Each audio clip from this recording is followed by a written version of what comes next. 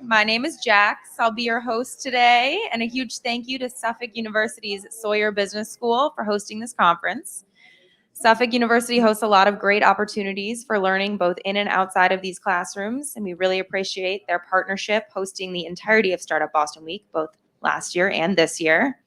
The goal behind Startup Boston Week is to connect the entire Greater Boston and New England startup community, all industries, all startup departments, all bootstrapped and funding stages, for 5 days of learning and connecting with one another. The team that creates Startup Boston Week is primarily volunteer, and the folks working the conference today here are volunteering their time as well. So thank you for attending the conference. It's a labor of love, and we appreciate you playing a role in shaping our startup community. Thank you so much again for attending Startup Boston Week. Now on to the session. Awesome. Thank you, Jax. How you guys doing? Can you guys hear me in the back, by the way? All right, I'm going to try not to be too loud. My jersey will come out. Awesome. Guys, I am really excited about today. Community-led growth is something I am very passionate about, and this group is very passionate about. As I thought about setting this up for us, I wanted to quickly bring everyone back a little bit. Where the hell did community-led growth come from? Right? And luckily there's ChatGPT, so I have the answer to this. Hopefully that's the answer, right? In the 1900s, there was 1990s, excuse me, that would be really far back.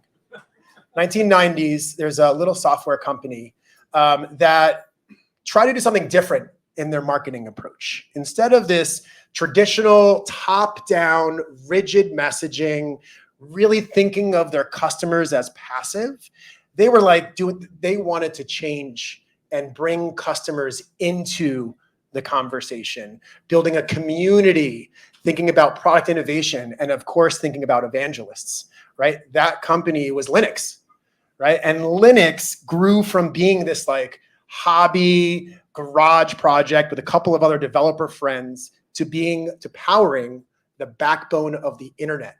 Linux today is powering servers, they're powering smartphones and supercomputers, right? And fast forward a little bit to 2000s, now we have the advent of social media.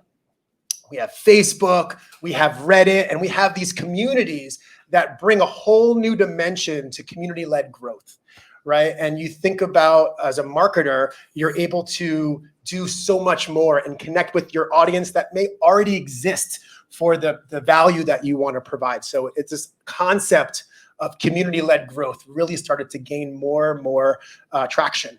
And what is community-led growth? Maybe you're asking.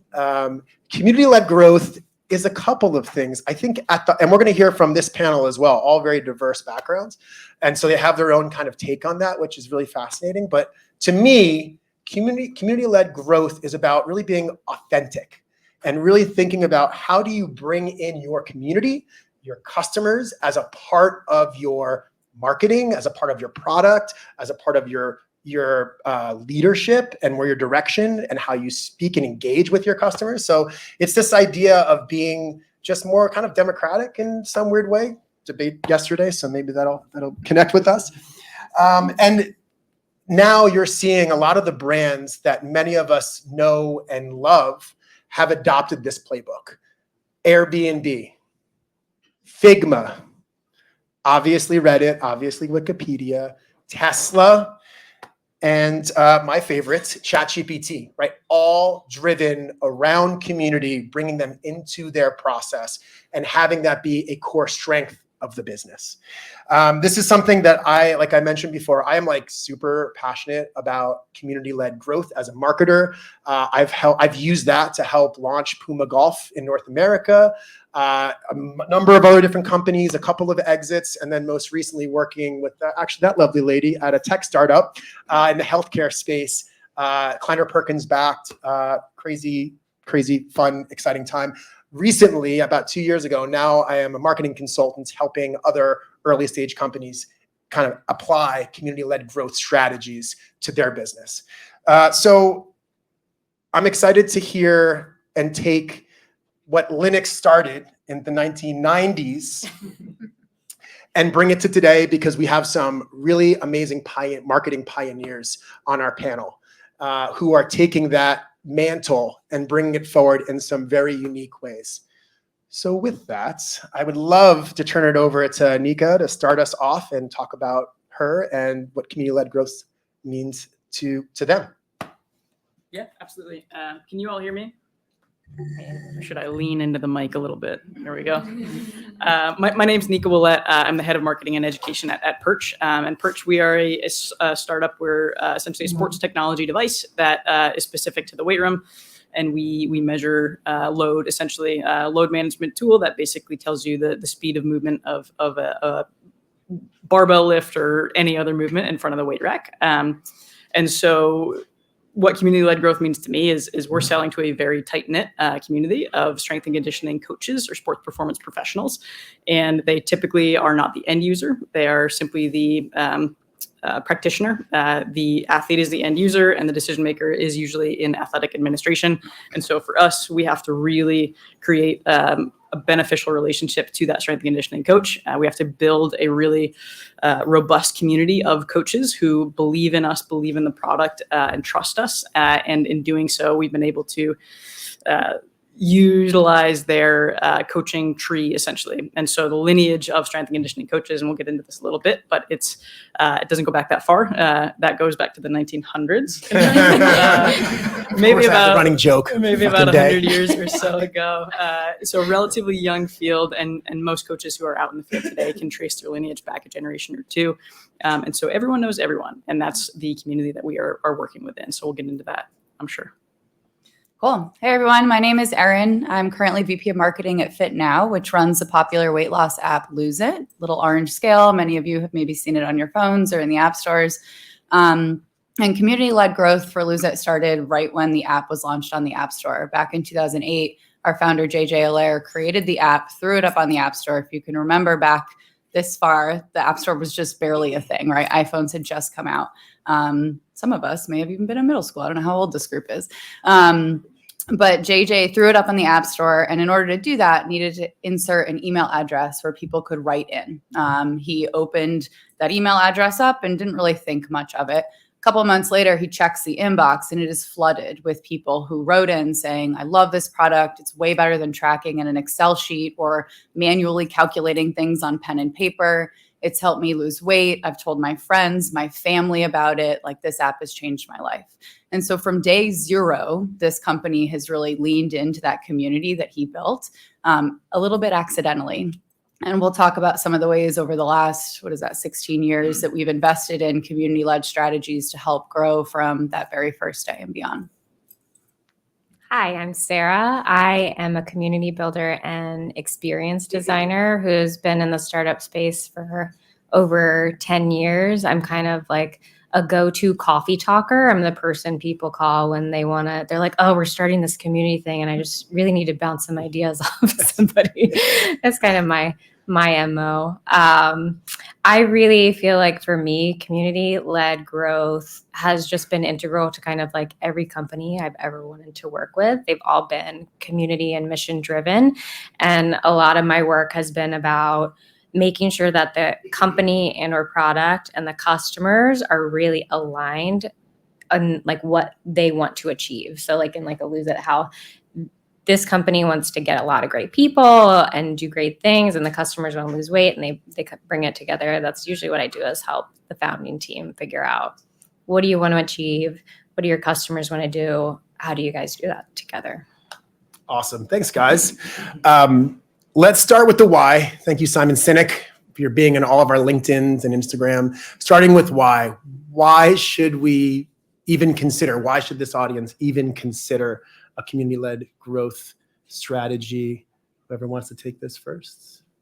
I'll go first. Yeah, please. So I think the experience that I've learned at Lose It is, we're a weight loss app, right? Weight loss is a very crowded marketplace, not just mobile apps, but there's a lot of different ways you can transform your health and your lifestyle.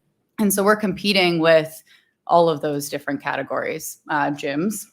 We're competing with nutritionists. We're competing with the other apps on the App Store. MyFitnessPal is probably the one that comes to mind for folks here. So for us, community has been a way to differentiate from that crowded marketplace. If you're thinking about starting a weight loss journey, you're probably got that cycle of things going through your mind, right? What could I do to reach my goals? But if somebody recommends, hey, I use this app and it was really successful for me, or you run into a friend, that you haven't seen in a while and they say, this is the thing that worked for me, that might be the thing that tips you over, or tips the scale, if you will. And it has you start with our product as opposed to one of the others. So I think the why for us has been to differentiate in a really crowded, in a really personal marketplace. And that's, we've had over 50 million people lose over 140 million pounds since 2008. And so I think it's been one of the key drivers of our success. Love that. Anyone wants to take it? I'll hop in. Yeah. For me, I feel like it's really been centered around how do you scale your impact. So there's only so much that you can do with your team, whether you're just 1 to 2 people sitting in a room, or if you're, a 500 plus person company. But when you kind of unlock the potential of all of your customers and all the people who might be your customers, or at least interested in your mission, the things that you can do are kind of limitless and awesome. So you can kind of just not just scale up what your outcomes are, but also the ambition of what you can achieve as a company. I think for us, it's essentially the community itself is so small. We have a sort of limited white space in this particular market. And so authentic relationships and trust are paramount. And so if they believe in the product and they believe in the team that is here and they have a good experience with us, that means a lot to us, and that carries us through sort of, darker days. But it also helps us from a referral standpoint, from the opportunity to have more conversations. Again, strength and conditioning, tight-knit community. If we can build trust and if we can foster those relationships early on, that coaching tree is only going to grow amongst itself for us. Yeah, one of the common threads I'm picking up is that community-led growth can really be a differentiator as you think about the market. Okay, let's get into what the hell is community-led growth? I touched on it, but this is early enough, I feel still, where it's a little bit different depending on your business and your audience, and is it B2B to C? Like there's all these different variables that give it different flavors. I'd love to get your takes on what is it to you? What are the components of a community-led growth strategy? Who do you want to go first? I want Sarah to go. I don't know. Sarah, Yeah, whoever wants to go. I'll go first.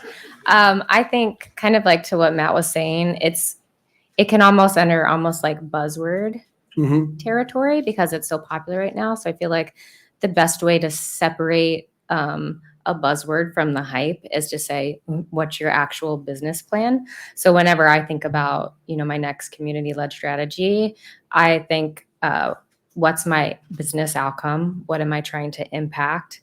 I think about what area has the best opportunity for me to make a difference. Is that within a specific program that's already successful? Is this something new that we should be picking up?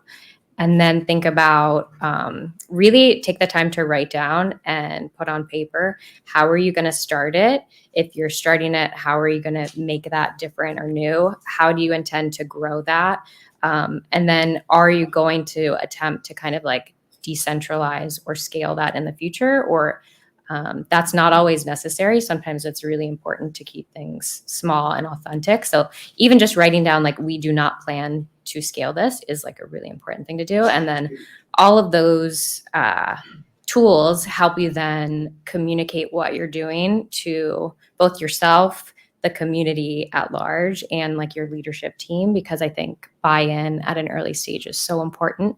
So I think that like once you put stuff on paper, it becomes really real and stops being a buzzword and becomes like a strategy that you can actually implement. Yeah. Love that. Yeah, so I think at Lose It, community-led growth started with the product really focusing on helping people lose weight. For most of our company, we had 2 goals every year that decided if the company got their bonuses. One was financial, right? We needed to make money, but the other was weight loss. And if we didn't reach our weight loss goal, we either didn't get our full bonuses or we didn't get bonuses. And so that thread of making sure that this thing was really doing what we wanted it to do, I think helps keep the entire team focused on making sure that our users were achieving the outcomes and the weight loss success that they were coming for. We know if people don't find success with weight loss, they're not going to talk about it, right? You don't talk about your failed attempts at something typically in any industry, but especially health and fitness. And so it was really important to us that this product was doing what we promised that it would do. So I feel like that's one component of community-led growth. Your product has to be achieving the objective that you set out to. And then I think the other is finding touch points where you can communicate with your users, bring them into the fold, like into the company in some way. And there's lots of different ways that could work. And then enabling them to turn around and be microphones for your brand. And we can get into more specifics about like what we've done at Lose It to make that successful. But I think not being afraid to make connections, either one-on-one, one-to-one is great if you can, connections with your users or one to a few, make them feel heard, make them feel celebrated, make them feel seen, and encourage them in lots of different ways to either go talk externally about what you've done for them or bring that insight in-house. I think for us, it is multifaceted for sure, but the biggest thing for us was that we never stopped being curious about what the customer was experiencing, and so continuing to have those conversations and make them like bring them into the fold, make them feel like they're part of this, and sort of our buzzwordy line is always like this product is built by and for coaches, and so we really bring them into the fold. We want their feedback, and then we also create a narrative around, hey, this is the product or the feature that you wanted. We now have it. And so showing that growth sort of helps them create, again, buy-in, and they feel like they're part of the product and part of the process. And that's been a really, really helpful thing for us, again, especially because coaches talk. So that's been a really, really helpful component of our community strategy.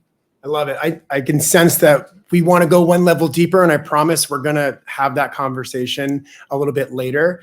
I want to shift gears a little bit to maybe some of you are thinking like, we just signed up for this referral software. That's our community-led growth strategy, right? Like people are going to talk about it. They're going to be handing out these referral codes left and right, and off to the races we go. So I'd love to get like a hot take on, like how I set that question up, by the way. I'd love to get a hot take on referral software. This came up in our pre-conversation, and I find it super fascinating as it relates to community-led growth. So hot takes only. Yeah, I mean, I'll start this one.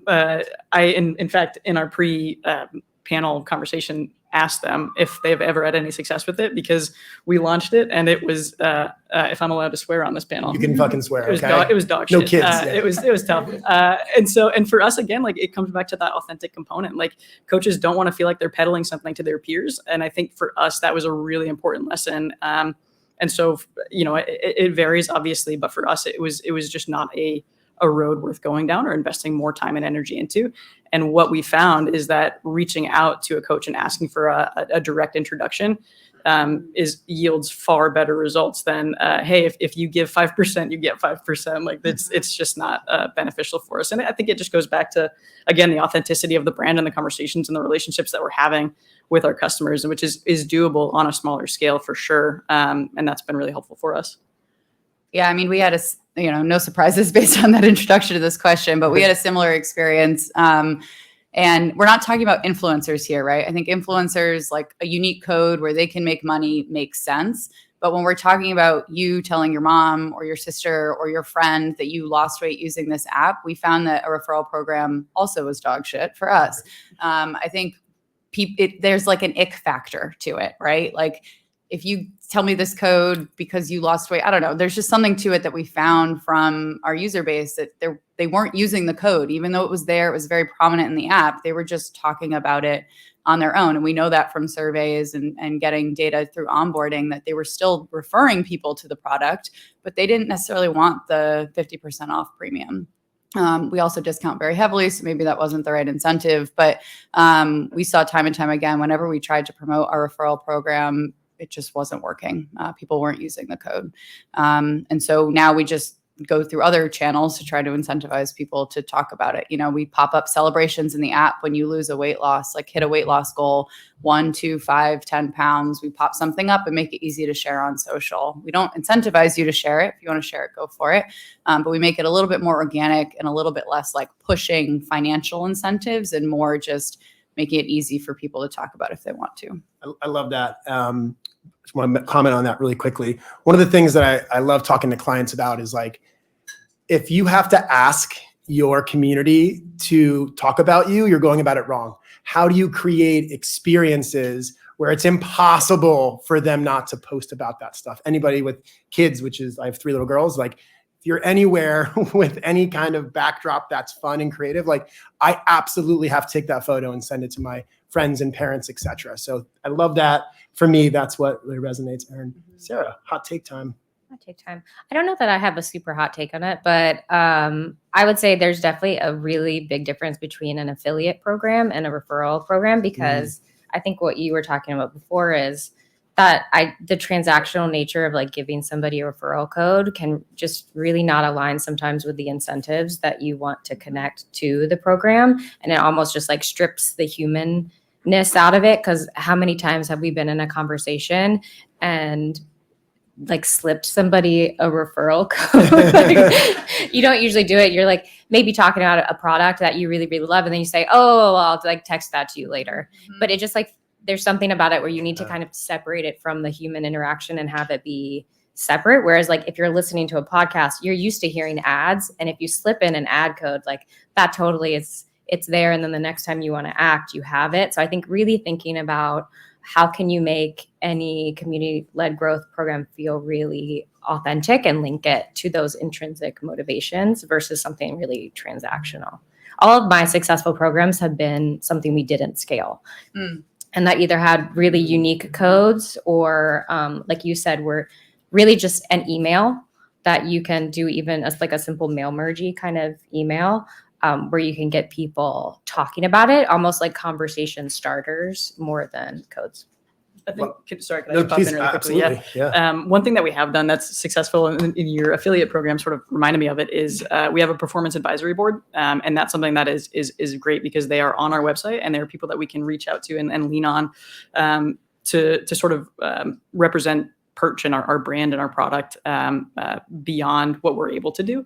And they are able to be authentic coaches in the field and practitioners who are using this product every day. And that's something that has been successful far more than a referral service. Yeah. Awesome. All right, let's keep going. When I know, looking at the group of audience that we have here from previous sessions, it's pretty diverse.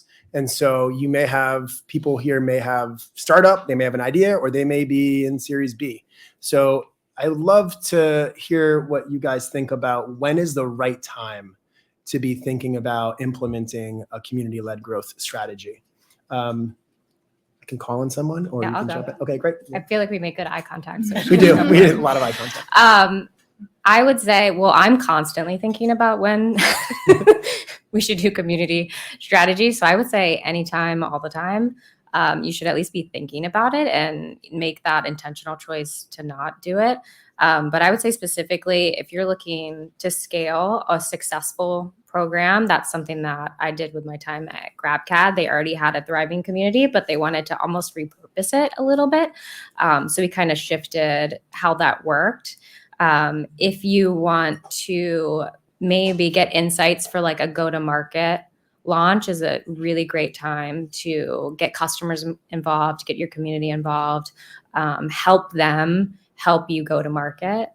And then if there's a time where you want to get like really early support, kind of like we did at Cozykin, where you want to get people involved really, really early and get them to be early advocates and really figure out what the thing is together and really bake that in from the very beginning. Like that's a great time to start too. So you can really do it at any stage, I would say. Yeah, I'll jump in next. I mean, I think I've talked a little bit about how community growth started when the company started, but I joined in 2017. And one of the first things I did was set up these emails that went out to folks. I already mentioned the little weight loss pop-ups that we send to folks in the app when you reach a weight loss milestone. And I implemented these direct outreach emails. So they're automated. I don't send each one of them out. But when somebody reaches, 5, 10, 50, 100-pound weight loss or their weight loss goal, an email goes out and says, hey, congratulations, you just reached a great milestone. Tell us a little bit more about yourself and share your story with us. And of course, there's a checkbox that says, I allow this to be shared on Lose It socials and whatnot. But that was like a really lightweight way for me as my first action in the company. As the company was already 9 years old, we were well funded. I think we were profitable by that point. To just kind of ramp up the community that was already created. So I would argue there's no bad time to start with community-led growth. Even a company that's been successful, there's always that little extra 10 or 20% that I think community can add on top. I think for us, and my opinion of this is as early as often, all you're doing is planting seeds that will eventually come to fruition in some capacity. And so for a little story here, but our very first install for a full facility for Perch cameras was LSU football. That was in September of 2019. They went on to win the national championship later that year, which was perfect. Great for marketing. us. Great marketing. And we really leaned into that. And that coaching tree, they're very well known. Tommy Moffitt, if anyone is familiar, he's now at Texas A&M. And guess what he did the moment he got to A&M? He pulled Perch right into it. And then his coaching tree went out and expanded. And a lot of that is based on the relationships and the conversations that they had with us. And again, the authenticity of being in the weight room. And I cracked my eye on the weight rack, and started bleeding. And then, they remember these things. And I think that, why wouldn't you remember that? I think that is sort of, you can't replace something like that. And so as early as often, you're just planting seeds, and eventually they will come to fruition, down the road, or potentially immediately as well. Awesome. All right. So we're going to get further along here. I promise we're going to get more practical steps to get a little bit closer to hopefully bringing this into view for what this could look like in your organizations. Let's go there. So let's talk about how to get started. And, thinking about, we have founders in the room, we have, leadership, we have even maybe some managers and below, some students here. So think about the practical steps of selling this up to a boss, or if you're a founder, why you should galvanize your company, your leadership, your team to get behind something like this. So, do you want to start us off, Nika? I feel like Sarah's always taking the baton. Yeah, definitely. We can ladder right back up. So we're an extremely data-driven company. And so, we were founded at MIT. Our bosses really love data. Makes a ton of sense. So there's something intangible about relationships that you can't necessarily quantify with data. And so connecting the dots for them has always been a really big part of this sort of guerrilla strategy of building those relationships, again, planting those seeds, and then years later saying the reason that we invested so much time into this, the reason that we bought that flight, that we spent 2 nights at that hotel for X amount of dollars, is because it ultimately ended up yielding this $30,000 deal or whatever it is. And so I think for getting started, it really has to be, for us at least, very relationship based, and then just touch points. It's consistent touch points, and it's also sort of the cool factor of the product and the brand. And we can get into sort of more details of that later. But again, bringing them into the fold, making them want to be part of this organization, this company, have their feedback be heard. Creating those touch points, and then again, sort of planting those seeds. But for again, sort of rationalizing the spend of that time or that investment in that relationship is connecting those dots for our data-driven leadership, and that's something that I'm still working on. So I'll kind of give you posted. I love it. Aren't we all? Yeah. My advice would be start with just something. I would go more guerrilla style, pick a touch point where your users are finding success. For me, it's 3 pounds. It's the first 3 to 5 pounds, depending on what their goal is. But if somebody loses 3 to 5 pounds with our app, they are much more likely to stick around, and they're much more likely to tell other people about it. And so I would recommend finding a moment for your users where they're high motivation, excitement about what they've just accomplished with your product, and create an email or some sort of communication. Maybe it's in your product, maybe it's a push notification, but something that creates a connection between you and your brand, and starts to build that rapport. What you ask them to do, up to you. But I think just starting with one touch point, and then keeping track of how that goes. If it's a little bit automated, you could let it run for a couple weeks and see what happens. If it needs to be manual, track what happens and see if it's worth your time moving forward. But I'd encourage you all to just find one touch point, just start, maybe even before trying to have the conversation up to leadership. Sometimes it can be hard to convince somebody of investing a lot of resources into a very big program. And I think you'll learn pretty quickly if community-led growth is something that you should continue to invest in further. Start small, see if it seems like it's something that it could grow, and then invest from there. Yeah, I definitely yes and all of that. And I think my natural place to start is always from like learning and curiosity. So what I always tend to do, I can kind of like maybe tie it to an actual my first day at a company. So when I was at GrabCAD, we had a very similar kind of like serendipitous thing that the founder set up when I came on board, where we had this little I wish button in the corner of the website. And it was just kind of a black hole for a while that people would just like put their wishes from the community when they came to the site. And some of this was just like, you'd get all kinds of stuff. You'd get like life things that it really said, I wish this page, but you get all kinds of stuff in there. But it was really our first idea when I cracked open that treasure trove of information of like what they were really trying to achieve when they came to us. And we had the benefit of having so much information that really helped me pick where I should focus my first community program, just by sheer numbers of everyone saying the exact same thing. Like you'll be surprised if you just go out and talk to people, how many patterns or like through lines you'll find in everything they're saying. So I would say if you have that data, like go live in that data for a while. If you don't have any data, go talk to, I think 3 people is a really good number to set that you think either would be ideal within your community or are already really great members and people that you wish your community was more like. And just learn everything that you can about how they connect to what you're doing, who are they, what else do they kind of identify with as a whole, and just go from there. I think they really point you in the right direction. And then I just need to reiterate, like, put your plan down on paper, because otherwise there'll be no accountability for what you're doing. Yes. It's easy to get stuck in that and just keep talking to people phase, but like really put it on paper what you want to do. Yes, it's the age-old startup. Like you need to codify it and tell people about it. So you get that. Add something else. Oh, please. Yeah. Sarah talks a little bit about talking to your users, and I want to echo that because I think, we've got 2 million monthly active users in the Lose It app right now. Obviously, I can't talk to every one of them, but I'm embedded in the communities where they're talking about weight loss in general. We read every single review that comes into the company. We've got a full-time social media person for 8 years who's been embedding herself in our community, doing a lot more listening than talking. So even if you're a B2B company, go to the events, but don't just spend your time at your booth talking. Like go sit in the rooms, hear what your users, hear what your customers are complaining about. Like really try to flip the typical marketing script. Don't be a microphone. I don't know what the opposite of a microphone is. Be something that listens. Well, I guess, be a microphone. Listen. Yeah, be the ear. Yeah, I don't know. Be an ear, not a mouth. And so that I think we've really leaned into that. And I think it's something, marketing especially can be so data driven. You just pay for campaigns and optimize the campaigns and you make the numbers go up and to the right. But if that's your marketing strategy, I think you're really missing the point of probably what you're doing with your business. And having those conversations with people, embedding yourself in the community, I think is going to set you up for long-term success. Really well said. I can't really add anything more.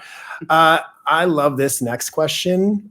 Let's get real. Let's talk about, that was all warm and fuzzies. You guys are crazy for not doing more community-led growth. Let's talk about the real shit here, guys. What are some pitfalls? What are some challenges? Feel free to get some embarrassing stories in here. Maybe not, maybe, I don't know. But I think this audience needs to hear some like real talk, right? We all go to these sessions and it's amazing. I'd love to hear some cautionary tales, some tears, maybe not tears. I'll go first. Yes. Yeah, I feel like in the middle, I keep going in the middle. Yes. I think one of the challenges with community-led growth is that it doesn't always happen fast. So again, in a data-driven environment, I feel like at least my management is always looking for like, where is that? How is that directly related to revenue? Like show me the line between that investment in time or resources or tooling and revenue. In community-led growth, there's not always a direct line. Sometimes you can make a dotted line. Sometimes as a marketer, I can wave my hands and build a case. But it can be really challenging to prove that this investment that we've been making has led to this incremental 10% improvement in revenue. So that's a challenge. One of the things that I've been able to do is find like highlights and things that help like paint a picture. Like I said, I'm a marketer. I talk with my hands. I can paint a picture for you. But it's helped me build the case internally to keep investing in these programs. An example, that little email system that I told you about in 2018 brought in a user by the name of Justin Weber. He had lost 175 pounds, had this amazing story. Like the moment he laid eyes on his newborn son, he knew he needed to change his life. Like everything that we want, right, out in the world talking about our product. His story got picked up by the Today Show because we had pitched the Today Show and we're investing in a media company at the time. And I could track from that Today Show placement and then the follow-up coverage, the incremental installs and revenue that brought in. That paid for my media budget for the whole rest of the year. So it was one example of like 3 years of work to that point. But there were a lot of other little examples that maybe you couldn't see the massive spike. But with that one illustration, I was able to kind of prove to my leadership team, look, this is working. Here you can see it, and it's working on a smaller level across, our channels and across the market. So I guess to summarize everything I just said, it can be really hard to prove that it's working. But if you can find something that worked well, try to use that to tell a story to your leadership about why that investment is worth continuing. Great. I don't know who wants to take next. Yeah, I've got two nice failure stories here. So we are primarily a B2B product. At some point, probably during the pandemic, we decided to go direct to consumer, and our product, a little bit more complicated than the average consumer is familiar with. This came full circle literally yesterday. We sent out an NPS survey. There are still our aviary program customers on that survey, and they rip us on those NPS surveys. And it's painful, right? But like, it's not the product market fit. We understand that. We no longer sell to consumers. We haven't for a couple of years. The people who still have that are still not happy. And that's a bummer, right? But our customer success team is working with them to essentially buy back the product so that we can, repurpose the camera and that's about it. But that aside, I think a failure turned success story is one of my favorites at the company. We worked with the Seattle Seahawks. And so the Seattle Seahawks, we still do work with them. I promise it's a success story at the end. But they demoed our product in, the depths of winter in Seattle. And so it was really cloudy. Our camera is run on infrared. And so if you're not familiar with infrared technology, sometimes sunlight does impact the readings of the camera. And so when I went to install, they demoed from February to April, let's say. I came out, I installed their full facility, and they have this beautiful facility with these huge garage doors that open out into this beautiful field. They get a lot of natural sunlight during the summer months and their training months. I installed, 12 devices, whatever it was, and I went to test them out, and nothing worked. And I fully panicked, hopped on my flight, flew back home, and I start fielding like angry calls every single day from these guys. And I'm very apologetic. They had demoed, they decided to go with this product because they thought that it worked for them. I essentially pulled our engineer team into the fold, and big shout out engineering team. But they were able to leverage our computer vision machine learning algorithms to essentially improve the readings that we were getting in this very sunny weight room. And now to this day, flash forward, this was 2021. I see, Danny and Grant at conferences, and they dap me up, give me big hugs. And they're like, we love the product. And they're going to do a webinar for us in the next couple months. And they really turned into big advocates for us, which is great. And again, I think that sort of goes back to the authenticity of the relationship. When Danny was calling me and yelling at me, he would always caveat it with, I'm not mad at you. I'm mad at the experience. So, I think that it's been great to sort of maintain that relationship, but also, don't be afraid to fail, but like remain curious about your customers and their use case and their experience, and ultimately end on a good term if you're going to end at all. But hopefully you can salvage it. Yeah, I think like if you're not failing, then you're probably not taking enough risks in your program anyway, or like trying new things or trying to engage with people, because people are imperfect. So unless it's like you're just talking to a computer, like you're going to mess some stuff up sometimes. I'd say like one of my biggest lessons on the pitfalls is having a lack of focus and trying to do too much all over the place all the time. Community, I think specifically, really requires attention and focus and care and resources. And that means being very intentional about where you put those resources. So at GrabCAD, we had a very broad community it was in the early days where communities basically just did everything. So we had, your first landing site, we had tutorials, we had challenges, everything you could do, it was there. And we didn't have any engineering resources because we were trying to pivot to more of a B2B focus at the time. So we had the kind of like really interesting constraints. And so I was trying to, as a rookie, take those resources and like pepper them all over to like give all of my children sunshine. Do you know what I mean? I was trying to like give everything nice things. And what ended up was nobody was happy at all anywhere. Everyone was like, all of this is bad. So what we ended up doing was going back to the data, look at where are things really making a difference. And we basically kind of shut down our attention for, I'd say, the majority of the areas and really just focused on when do people first come to the site? How do they initially find us? And so we knew where that was. And then where are people having the most kind of like delightful, magical moments and experiences, and really put all of our attention and resources there. And so that was our challenges area. And it wouldn't be very intuitive if you just looked at our site, because I'd say 90% of our content was in different areas, but all of our like super users, our biggest advocates, are really passionate folks where their playground was challenges. So I'd say like take your assumptions away, really try to focus on one thing and do that thing well. And if you can, like you were saying, Erin, focus that on like a really delightful point in like the customer journey, that's super impactful. And then like Nika's saying, like if you can turn that into a relationship, if you can turn that moment into an ongoing relationship, that's where you get like the magic. Awesome. Yeah. Great. I'm looking around, not a lot of people on their phones. It's a good thing. I feel like everyone's very engaged. We're coming. I got one more question, and then we're going to open it up to Q&A.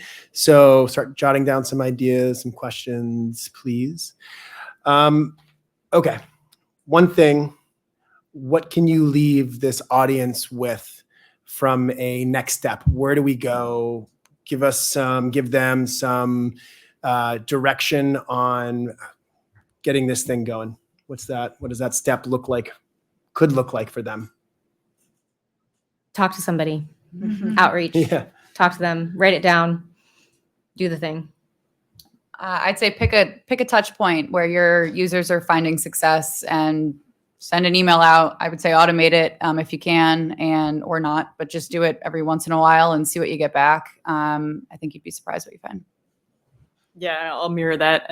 Never stop being curious about who your end user is, who your customer is, who you're selling to, and talk to them as much as possible, because you're going to learn a ton every time you do. And that changes the way that you market to them, and that changes the way that you build that community. I love it. What I'm hearing from you guys is just like, take your customers and your community even more broadly seriously. Take them seriously. Be curious, Sarah, to your point. Erin, think your point around, find those moments where you can have a real, meaningful engagement with your audience. Ideally positive, it might be negative, right? You may want to do that too. And Tanika, your point around like lean into the challenges. And those challenges are a way to build community. To hit your problems head on is a way to strengthen your connections. But it starts with being real about the value that you can provide, Erin, from your earlier point. So let's give a round of applause before we get into Q&A. This group. Incredible. All right. We have a microphone. We have a hand. All these hands, awesome. You guys feel free to... Thank you very much. I'm curious, as like curators of community-led growth communities, how do you incorporate generative AI into those communities and the work that you do? Sure, I'll start. We've been very specific about where we integrate generative AI. I have not done it at all in my marketing department for a lot of reasons, but I think the main one is it's too early, I think, for the kind of conversations that I'm having with our users in marketing. And if it could go wrong, it could go really wrong with weight loss. That being said, our customer care team has integrated it I don't know if it's technically generative AI, but they've leveraged some tools like Solvi to answer questions on the site. Like when people write in, it's a little chatbot thing. And they've done a very good job of training that. They've got a very large compendium of questions and answers that they've trained the model on, so that it's really well dialed. But I'd say we've been maybe slower to adopt than some customers or some, brands, partially because of the space that we're in. It could go really wrong really quick. Yeah. I don't know if Anyone anybody else have does, yeah. Yeah, I mean, it's sort of similar. We really haven't incorporated it a ton outside of brand voice stuff and occasional like cool animations. And I think again that it's the authenticity of the relationship that really matters most to our customer core. Yeah, one thing that I'm seeing with some clients, and I love this question, is using it to help make the case for better listening, right? Especially for clients that have a pretty big community customer base, parsing through questions and feedback. And one of my clients is Parrot AI, which is a meeting assistant, right? You guys, for those of you who went to the AI panel, you heard from Paul, he's the man. Thinking about taking these really meaningful community interactions and extracting trends and topics and ways of talking that can help be really more authentic to the community is something that I'm seeing a lot of. It's really cool. But we're on the forefront of this stuff. Like you may know as much as us on this one. So it's a great question. Yeah. My question is actually really related to this. So immediately jumping on. Think about all the big data that you have in your community. Hopefully at some point, it just is so big. You can't have those individual conversations all the time. So thinking about what are specific tools when the rubber meets the road, what are specific tools I can take to gather, synthesize, manage, analyze all of these data. If I'm like, one woman show company, what are tools? Very specific tips. What do you have? I'll jump in. So for social community management, we use something called Sprout Social. I don't think they're the cheapest option out there. We started with them before I even started, so we've had like a nice little sweetheart deal for a while. But there are community management tools like Sprout that will allow you to both like schedule your posts and send them out. But then we leverage the listening tool a lot in that, because to your point, exactly right. We've got 2 million monthly active users in the product, and then lots of people talking about us on social. And so this does some of that homework for us of kind of synthesizing the trends and telling us some of the themes that are coming up from specifically our social communities. Nika, do you want to talk about, I think I love this question. And one of the things that you've shared with me is your customer council. And I think that's, as a one-person show, thinking about how you can reach and be in tune with your community, bringing some key players together and being open and honest and having real dialogue. Something maybe you want to speak about that if you don't mind. Yeah, absolutely. So I think for us, one of the things that we've done as far as like sort of like consolidating data with our NPS surveys that I mentioned, like we send those out quarterly, and we essentially take the responses from that, plug that into a generative AI model, and then just sort of like synthesize like detractors, passive, and promoters, right? And then we essentially have a database of testimonials, which is helpful for a lot of reasons. One, we sort of see what the consistent sort of negative feedback is. A lot of it is feature requests, and that for us means that that's a product question, right? So like, how do we sort of redirect the product from there? And then we also do a decent amount of, there's dark days, and so having that database of testimonials that you can refer to sort of like uplift the internal team is always helpful. And the engineers only ever hear about the garbage that's happening. They don't hear about the good things. So it is nice to be able to pull from that. And then again, sort of like bring it back to the community. As far as, automating, like I keep talking about it, right? It's the authenticity of the relationship. And I think that for the ability to automate, hey, we want your feedback. We want to hear from you. And then sort of close that loop and say, we've heard from you, here's what we're doing as far as product growth. And I think that those can be, marketing emails, those can be automated and it doesn't necessarily tarnish the relationship. But again, those touch points are totally up to you as far as that. Nika, what do you use for NPS? We use HubSpot. Okay. Yep. Yeah, we've used Delighted in the past, which is like a great NPS survey tool. Again, I think they're a little more expensive, but fabulous, like designed specifically for NPS collection. We use SurveyMonkey now. It's fine. It gets the job done. We tested the two systems side by side and did see a decline in our NPS. So now we've got our new baseline, but you asked tooling. So there's 3 ideas for you. Whoever you guys want to give the mic to next. I have a question. Okay. First of all, thank you so much for talking about referral programs and how you've seen them not really work in the past. So for us, we haven't really invested in referral programs per se, but referrals is already our second largest channel of growth. We're a B2B company and we want to somehow we want to get leads. We don't know where these referrals are coming from, but we do know that they're referrals because someone says, well, someone referred me, but we just don't know who. Yes. So what we're trying right now is to just embed a HubSpot form in our app and say, hey, give us a lead, like an email address. If we get a meeting with this person, we'll give you $50. How would you recommend approaching some sort of strategy to get leads in a B2B context? Great question. It's a great question. I have some thoughts. Yeah, please. It sounds like you have kind of an amazing thing, which is you have Yes. organic word of mouth referrals happening. And so I would say don't make it transactional until you really understand Yes. why that's happening. So I would say you should go, if you can add another question to your form, if you don't want to do it personally, because sometimes that's not what you want to do in B2B. You want it to feel more like you have a system and you're like very formal.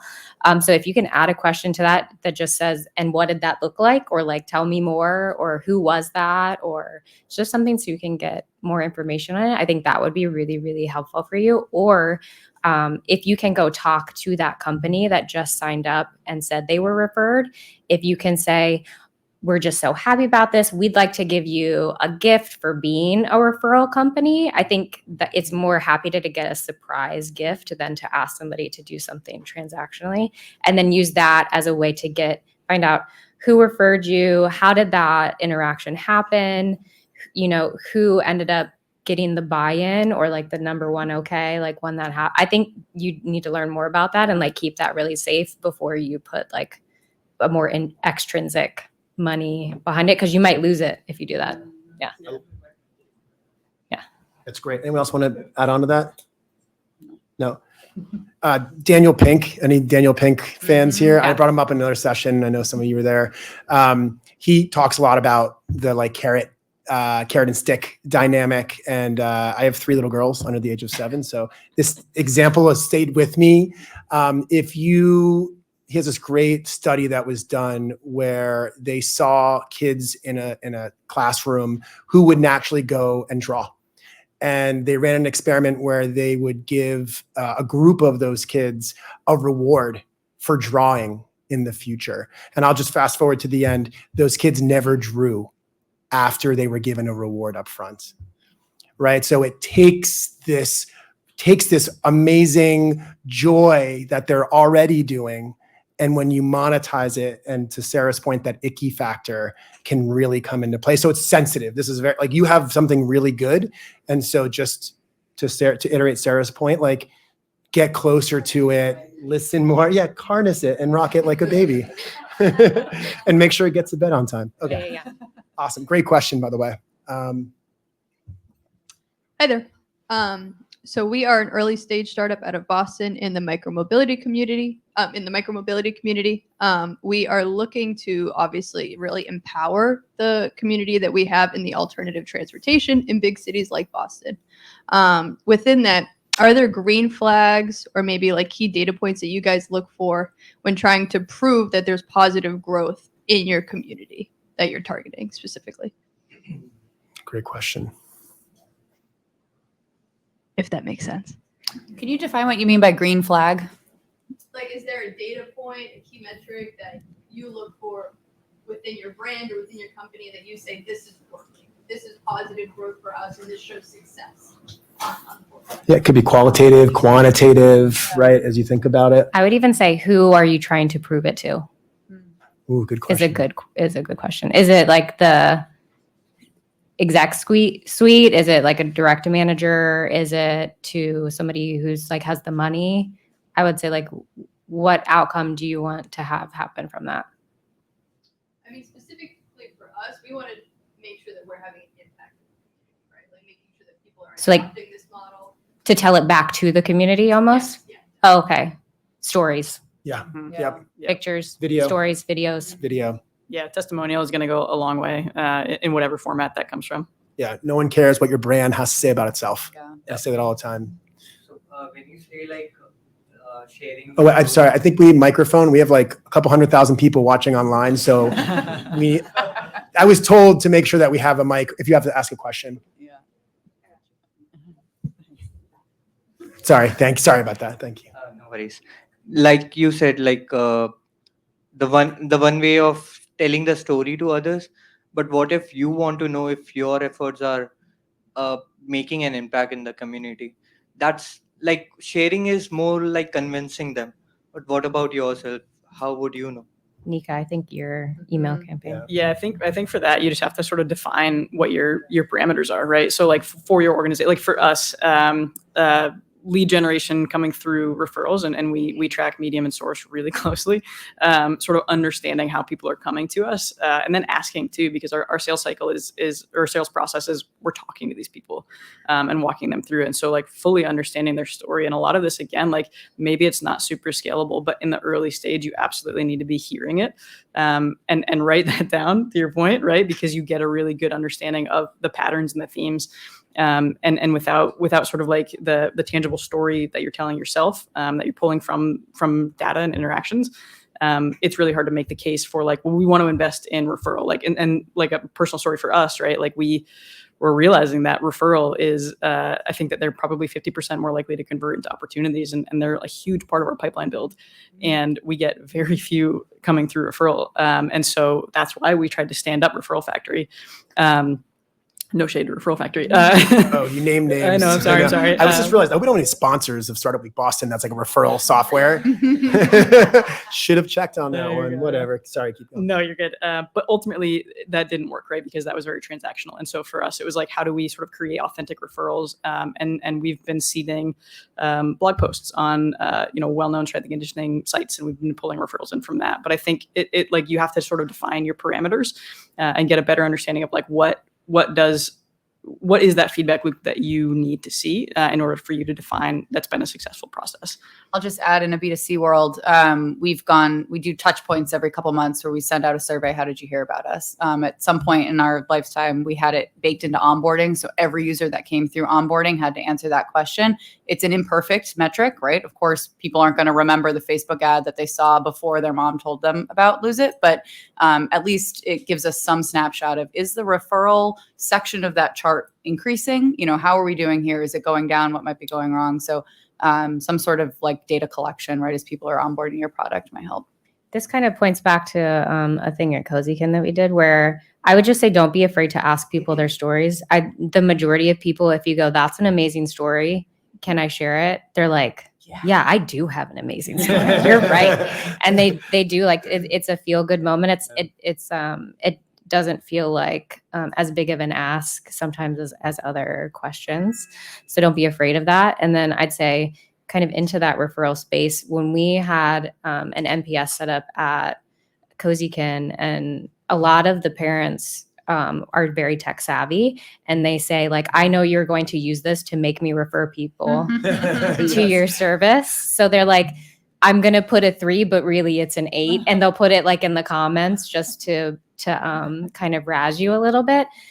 So we made it really clear that survey did not port into a referral service, and had that instead be, we'd love to hear more about your story because of you sending us that high note. And it separates it from that transactional feeling. And then we got really great stories that we could then turn into like testimonials for other parents and things like that. So I would say just be creative and really think about how you're creating that touch point journey. I remember that being in marketing and on the product team at Cozykin and feeling like, how can we not be able to use this? How dare you? Yeah. But you were totally right. Like, it just created that respect for that safe place created more authentic stories and Safe is a good- opportunities. is a Yeah, good I know. You example. won that one. Yeah, I win. We have been glossing over you a couple of times now. Sorry. No worries. So I'm Adam Wagman. So I think you've given us a lot of great ideas on sort of the first part of growth, which is, sort of creating that community, making people love your product and, want to say stuff about it. But the only things I think I've heard so far on actually the growth part, on getting those community members to try to bring more people into the community, have sort of been on what didn't work, like, don't incentivize them. There was sort of maybe you can make a button where they can send an email or share it. If you were to have just one or two sort of very concrete things you could, stick on a website or whatever, where assuming someone already loves your product, what could they do to let other people know about it? Like I've got a small email marketing startup for micro businesses, which is not necessarily something people love as much as they love losing weight or getting fit. So people aren't, we hope they'll get pumped up about it. But so, how do we get people who do love it to tell other people that they love it? I'll take it first here. No, you're good. For us, it's been experiential, and I think it's also being part, like the cool factor of the brand as well. And that sort of is going to vary based on the product, but how you build out that sort of relationship to the brand and the cool factor there. And like for us, we've got really comfy t-shirts. And so people know us for our comfy t-shirts, and they come seek us out at conferences for that too. But I think it's imperfect, and it's very, very situationally dependent too. Not a great answer, I know, but I think that ultimately it is those sort of relationships and the touch points, and also sort of understanding that network as well. Like if there is someone who you're going after who's sort of within the networking sort of circle of a customer that you may already have, approaching that customer and having that conversation and being like, could you provide an introduction? And I don't think that there's, the worst they could say is no. Yeah. I'd say, I think for weight loss, a typical referral program didn't work for us, but it sounds like maybe your space might be different, where if there isn't really that sexy, cool brand and it's like, it's just a great product and it's cheap or whatever the offering is, right? Whatever the value prop is, maybe something would work there, right? Like refer somebody, get a half off your next month or something like that. So I think just because what worked for our brands might not necessarily work for something that's a little bit more B2B or less personal, less emotional of a decision.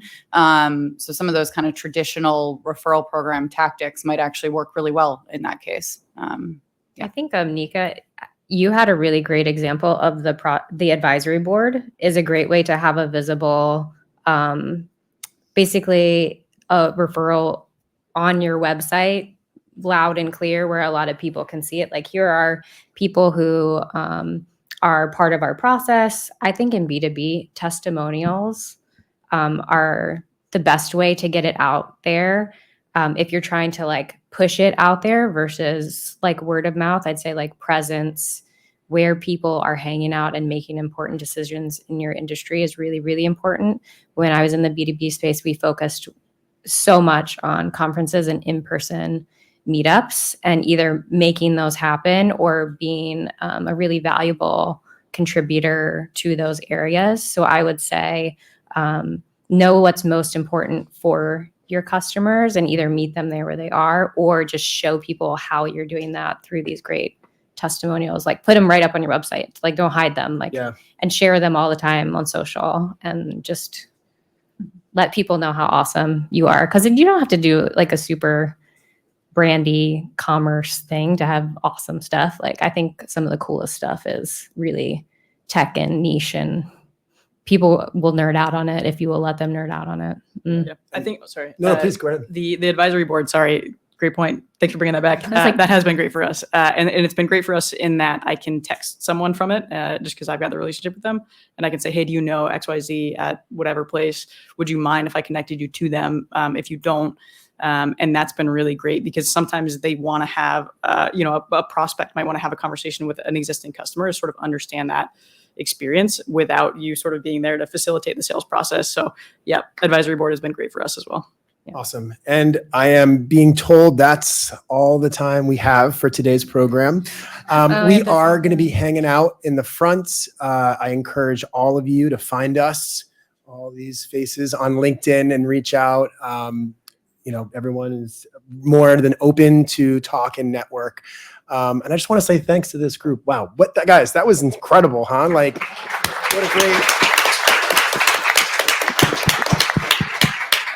Awesome. Thanks again, guys. And great questions. Thank you. Yeah, that was phenomenal, guys. Thank you for your time. We have lots more today, throughout the week. We also have our startup crawl happening tonight. Kicks off at 6 p.m. Leaving from Suffolk University. So now in this room, the next session is Email Apocalypse, the future of reaching prospects. So if that's not what you're after, you probably want to swap rooms.